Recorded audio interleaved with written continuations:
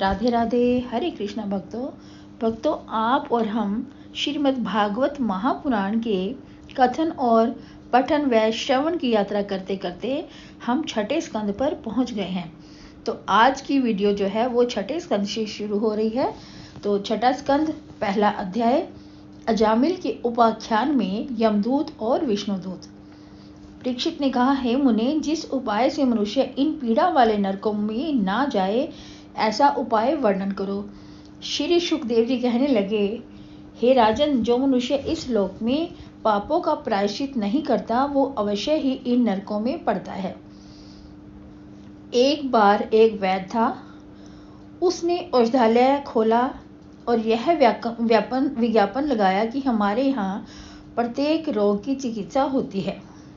विज्ञापन को पढ़कर एक जिज्ञासु वैद्य के पास आ कहने लगा कि पाप रोग की औषधि क्या है। यह सुन वैद्य मौन हो रहा, परंतु एक अवधूत ने उत्तर दिया, सुनो, पहले तू वैराग्य बीज ले और संतोष रूप पत्ते इकट्ठे कर, उनसे विनय रूप हर तैयार कर, उसमें धर्म का बहेड़ा और आदर का आंवला मिला, श्रद्धा रूप इमाम दस्ते में कूट, विचार की हांडी में भर, उसमें प्रेम जल डाल, उत्सव की आंच दे, जब उफान आने लगे तब छान कर, ईर्ष्या, द्वेष, काम, क्रोध, लोभ, मोह रूप मल निकाल कर फेंक दे। फिर अज्ञान रूप प्याले में भरकर भगवत गुण अनुवाद रूप शहद मिला ले, फिर पाप रूप रोग के कंठ में पी जा, पाप रोग दूर हो जाएगा। राजा परीक्षित ने प्रश्न किया, हे ब्राह्मण, जब मनुष्य देखता है कि पाप किया और इसको राजदंड मिला, इसको देखकर भी उसी कर्म को करता है, तब पाप का प्रायश्चित क्यों कर हो सकता है? राजा परीक्षित की शंका सुन श्री सुखदेव जी बोले, प्रायश्चित कर्म करने से पाप निवृत्त होता है, परंतु यह पाप समूल निवृत्त नहीं होता, क्योंकि उसका अधिकारी विद्वान नहीं है। इससे विचार करना ही प्रायश्चित है।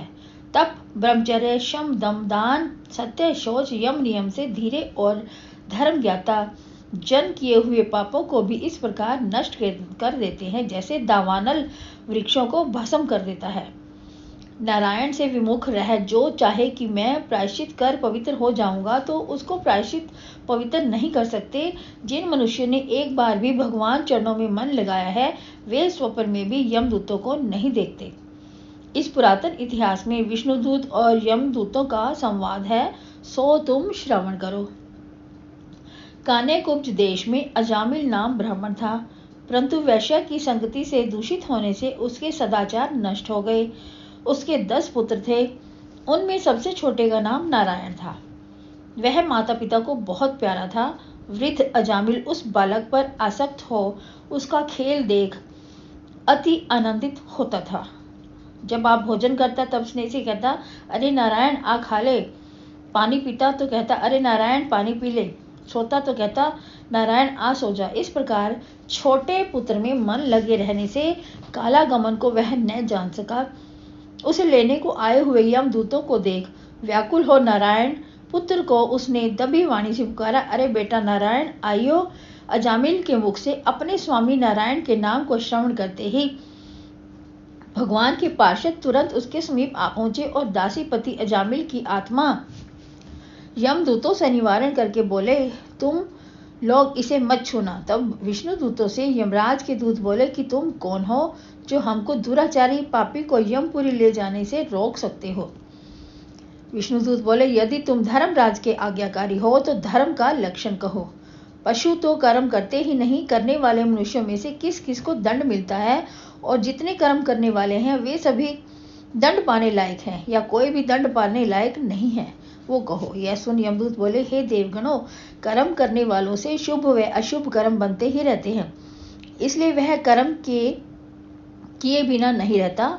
ना ही कश्चित क्षणमपि जातु तिष्ठे तय कर्म कृत। जिसने लोक में जितना धर्म व अधर्म किया हो, वह परलोक में उतना ही फल भोगता है। यह जन्म वर्तमान भूत भविष्य दोनों जन्मों का बोधक होता है।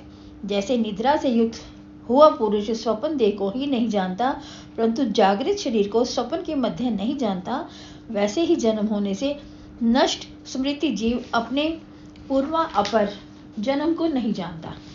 वह जीव जिसने काम, क्रोध, मोह, लोभ, मद, ईर्ष्या नहीं छोड़े, वो यद्यपि इच्छा नहीं करता, जैसे रेशम का कीड़ा अपने पूरे हुए रेशम में लिपट कर मर जाता है, वैसे ही यह जीव अपने किए हुए कर्मों से ग्रस कर मोह को प्राप्त होता है। यह अजामिल वेद पाठी ब्राह्मण था और शील स्वभाव होने वाले गुणों से युक्त था।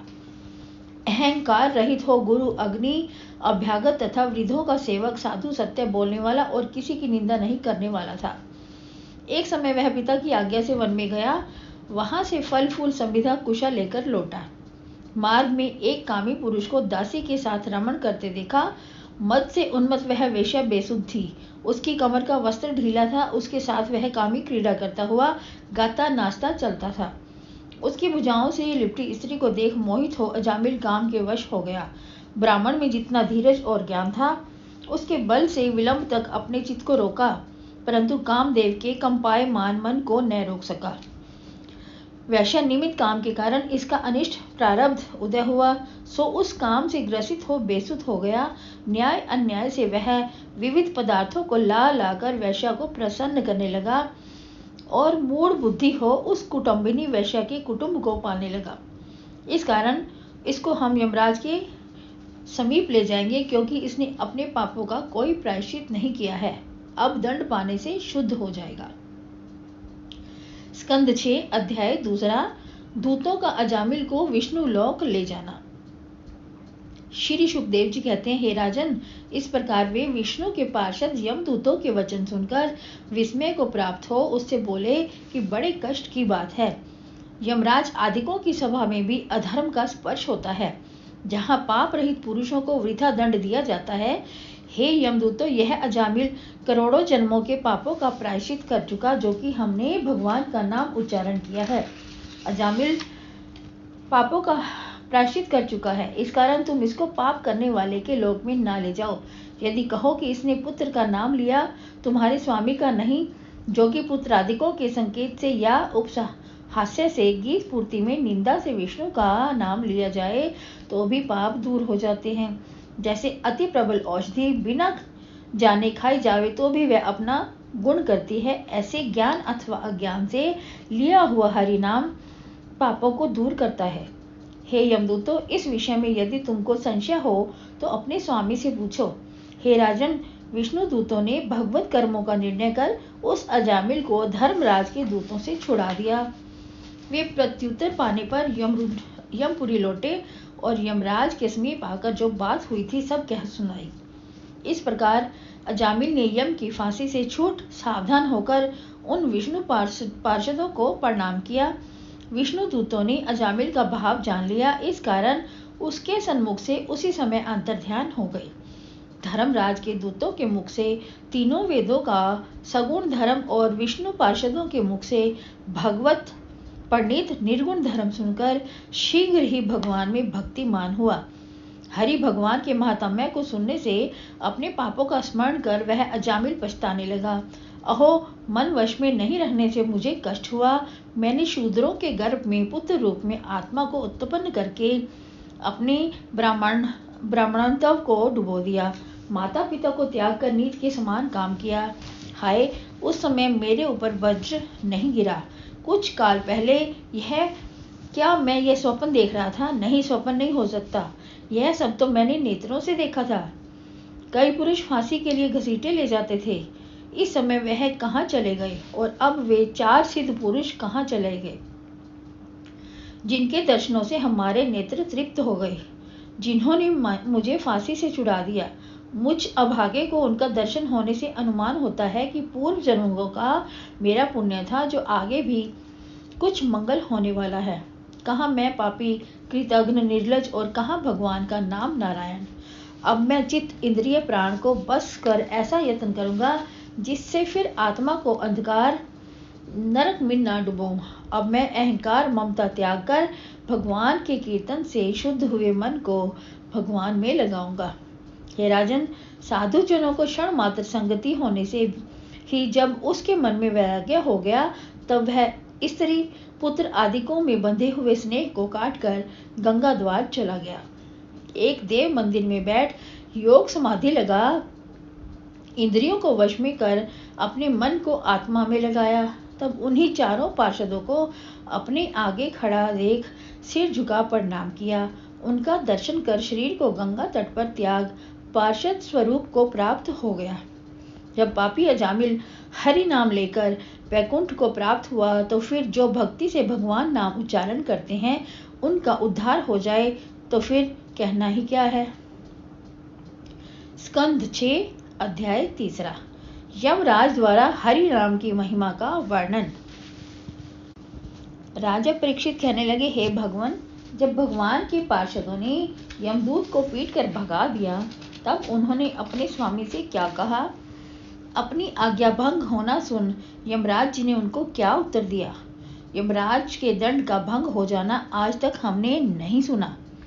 इस बात से लोगों को बड़ा संदेह होने लगा। इस कारण आप समझाकर कहिए। श्री सुखदेव जी बोले, हे राजन, जब भगवान के पार्षदों ने धर्मराज के दूतों का उद्यम नष्ट कर दिया तब वे स्वामी से जा कहने लगे, हे स्वामिन, अब हमें आपकी नौकरी नहीं करनी है। सब कर्म करने वालों का एक दंड देने वाला होए तो ठीक व्यवस्था रहती है। इस समस्त विश्ववर्ती जीवों के अधीश्वर आप ही हो और उनके पुण्य पाप की विवेचन कर दंड देने वाले भी आप ही हो। परंतु हमें मालूम हो गया है कि इस समय आपका दिया हुआ दंड नहीं चलता, क्योंकि 4 सिद्धों ने आज आपकी आज्ञा को भंग कर डाला। आपकी आज्ञा से हम उस अजामिल को लाते थे तो वहां उन गिद्धों ने उस पापी को छुड़ा दिया। ये 4 सिद्ध कौन थे सो कहो। यमराज बोले, वे चारों विष्णु के दूत हैं जो भक्तजन की सर्वभांति रक्षा करते हैं। हे पुत्रों, हरि के नाम उच्चारण की महिमा देखो कि अजामिल भी मृत्यु पाश से छूट गया। भगवान के गुण, कर्म और नामों का संकीर्तन करना, बस इतना ही प्रायश्चित पाप दूर करने में बहुत है। हरि नाम लेने वाले मेरे दंड देने योग्य नहीं हैं। समान दृष्टि से भगवान की शरण में प्राप्त होते हैं, पवित्र कथाओं से गाए जाते हैं। सो तुम आज के बाद ऐसे पुरुषों के समीप कभी भी मत जाना। तब यमदूत बोले, महाराज, अब ये कहो कि किस किस को आपके पास लाएं। तब यमराज बोले, जो मनुष्य श्री भगवान के चरण अरविंद से विमुख हैं और उनको और जो घर में तृष्णा बांधकर बैठे हुए हैं उन लोगों को यहाँ लाओ। इस प्रकार दूतों को समझाकर श्री भगवान की प्रार्थना करते हैं, हे भगवान, आप हमारे दूतों से तिरस्कार किए गए हैं, इसलिए हम सबको क्षमा करें। आप भक्तों के अपराध को क्षमा कर देते हैं। स्वामी से कही हुई भगवान की महिमा को सुन दूत उसका स्मरण करने लगे। उसके अनंतर वे दूत भगवान भक्तों के सन्मुख कभी नहीं गए।